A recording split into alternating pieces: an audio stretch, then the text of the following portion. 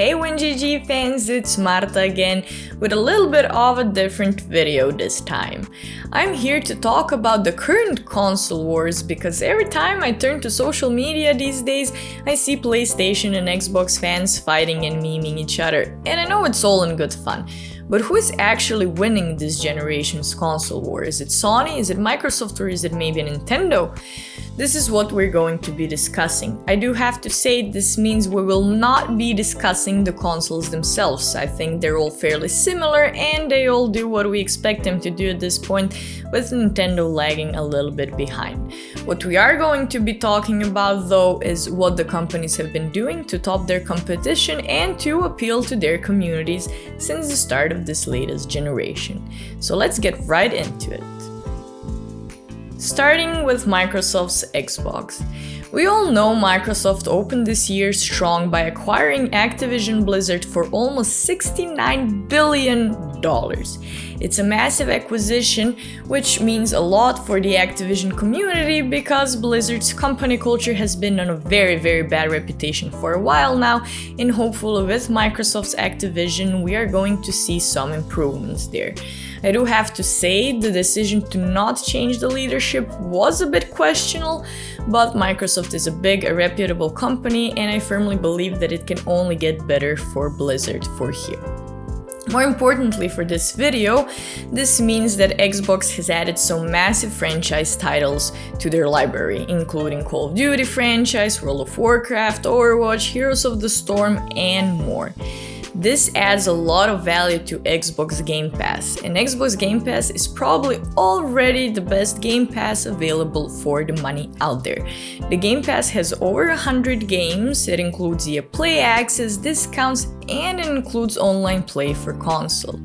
For its highest plan that costs only $15 a month, players can use their libraries on both the console and the PC, which is super cool and something PS Now does not give. Now, while PS Now does have a lot more games in its library, it gives significantly less perks and it costs a lot more. I do have to say though, as someone who owns a good PC, I see very little incentive to actually buy an Xbox console. And that is because none of the games are exclusive to the console anymore and I can try them all on my PC. I do understand that as someone whose library preference lays with Xbox wants to chill on a couch with a controller in the hand, however for me personally, I see Xbox as the cheaper alternative for those who do not have strong gaming PCs. Before we move to Sony's PlayStation, I do want to remind everyone to please support us, click like, subscribe and notification buttons, and stay tuned with all our upcoming gaming content. Soon after Microsoft announced the acquisition of Activision Blizzard, Sony responded by a different power move. They acquired Bungie. Now Bungie is a significantly smaller developer than Blizzard, however, it's an important developer for Xbox.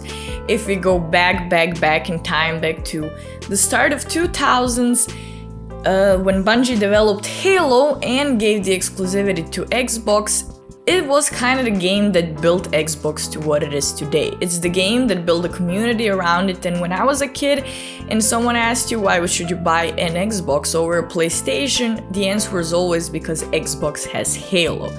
Now, while new Halo is made by different developers, the original Halo is the iconic Halo, and buying Bungie is not a big power move for PlayStation because now they have Destiny 2. It's actually because they took from Xbox the developer that built the community around Microsoft's console. Besides that, PlayStation's biggest advantage is definitely the exclusives. For RPG fans like me, PlayStation simply wins. There's Persona 5, there's Horizon Forbidden West, there's Marvel Spider-Man, there's Demon's Souls. There's a lot more than I can play, which I cannot play on a PC, unlike with Xbox games.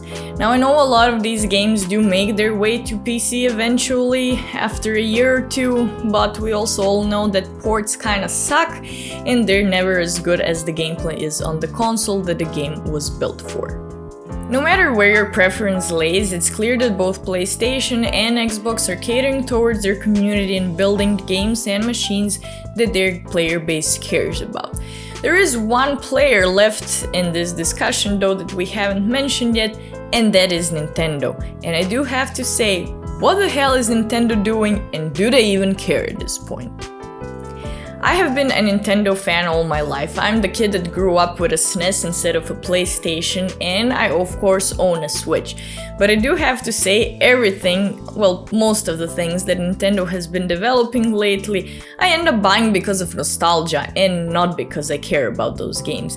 And I feel like that's Nintendo's goals these days. They don't really care what they're making, as long as it has a strong IP, they know they're gonna make money, and they do in the end. But let's be realistic, are the new Pokemon games any good? No, they're not. Are the new Mario games good? Well, they were better when we were kids, and I can keep going. Most importantly, if we just take a look at these footage screens of Xbox, PlayStation versus Nintendo, Nintendo is years behind the other two. Besides that, the company is closing local tournaments, it's copy striking small content creators online, it's basically doing everything except supporting the community. Actually, they're doing quite the opposite, and I'm not here for it. Now, I know that there are leaks about the new Switch console coming, and I'm excited to hear what it's gonna be about. But a current Switch console, even the OLED, is definitely not even comparable to what PlayStation 5 and Xbox Series X can give. The prices of the games, however, are the same, meaning we're paying the same for development of games such as Elden Ring or Persona and Pokemon Legends that looks worse than today's mobile games. So when we ask ourselves who's actually winning the console wars, one answer is definite: Nintendo isn't. I know Switch has super high sales numbers, but Nintendo's players base is consistently mad, and often more mad than excited and happy about what's coming. On the other hand, Xbox and PlayStation are both giving to their communities what the communities expect. While Nintendo lives off of nostalgia, Xbox and PlayStation keep moving the industry forward. Hopefully, we'll see Nintendo do something powerful soon too, but as it stands right now, it's not really competing with the top 3 in the community sense anymore. But don't forget everyone, we're all gamers, and if you're upset about someone else playing or their playing preferences of different consoles, then the problem is really you. We should all play what we like, even if that's Nintendo's games, and that is the real conclusion here. But what are your thoughts? What is your favorite console? What is your favorite console developer? Let us know in the comments, and let me know if you really disagree with everything I had to say today. Have a great day, guys!